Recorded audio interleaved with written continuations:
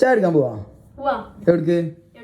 പെണ്ണുങ്ങൾക്ക് എവിടേക്കും പോവാന്ന് പറഞ്ഞു കഴിഞ്ഞാൽ അപ്പൊ എടുത്ത് ചാടി വരും കേട്ടോ. അങ്ങനെ ഞങ്ങളിപ്പോ പോണ് ബൈത്തുൽ ഷാഹി എന്ന് പറഞ്ഞാൽ നമ്മളിവിടെ അടുത്ത് ഏറ്റവും ബെസ്റ്റ് ആയിട്ടുള്ള ഒരു അടിപൊളി കഫേ കാട്ടോ. ലൊക്കേഷൻ വരുന്ന വേറെ എവിടെയല്ല, നമ്മുടെ കുറ്റിപ്പാല കേട്ടോ. അതായത് തിരൂരിന്ന് കോട്ടൊക്കെ പോണ വഴിയിലെ ടൗണിലല്ലാത്തോണ്ട് നല്ല പീസ്ഫുൾ ആയിട്ടുള്ള നല്ല കിഡിലെ ആംബിയൻസിലാട്ടോ സംഭവം വരുന്നത്. ഞങ്ങൾ അവിടെ എത്തുന്നതിന് മുമ്പ് തന്നെ യാസറും മുനവറും അവിടെ എത്തിക്കണം.